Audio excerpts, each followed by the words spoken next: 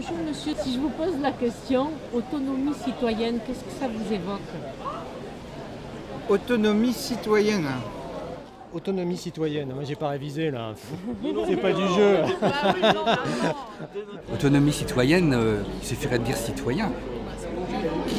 En soi, citoyen, c'est déjà une certaine conscience de sa place parmi les autres dans la société.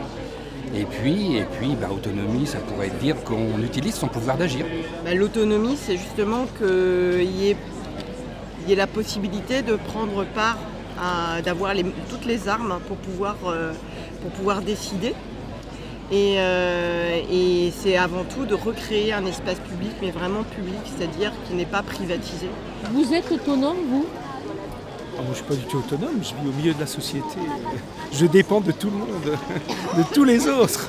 C'est une autonomie, on va dire, ancrée, c'est-à-dire une autonomie interdépendante. C'est pas forcément une autonomie, je dirais, de ma liberté à moi tout seul. C'est une autonomie, en même temps, c'est un mouvement en fait avec les autres, une autonomie d'interdépendance. Oui, c'est vrai que quand on parle d'autonome au niveau de la société, il faut faire attention parce que on est quand même d'abord dans une société, quoi.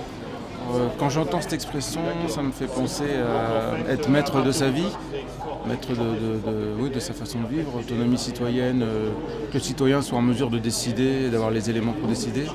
Ça évoque les fondements de la démocratie, c'est-à-dire qu'un citoyen autonome est un citoyen informé, est un citoyen qui a les éléments pour pouvoir décider de ce qu'il veut faire et de la manière dont il veut vivre en société. L'autonomie, ça naît, je crois, de la confrontation des idées, de l'écoute de l'autre et de l'argumentation. C'est surtout ça aussi, l'argumentation. De plus en plus, il y a des initiatives qui prennent conscience, en tout cas qui vont vers plus de capacité d'autoproduire ce dont on a besoin.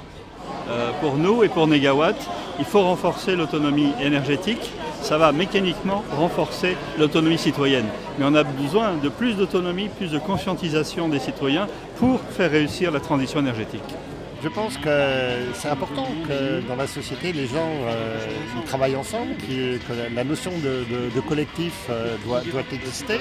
C'est pour ça qu'on est tous à la recherche de liens sociaux, mais en même temps, le collectif ne doit pas détruire les individus. Et donc, chaque individu doit avoir la capacité de s'épanouir par lui-même. Moi, j'essaye aussi de modifier ma façon de voir. Donc, c'est un travail de tous les jours. Et une introspection sur notre éducation, sur comment on a été élevé.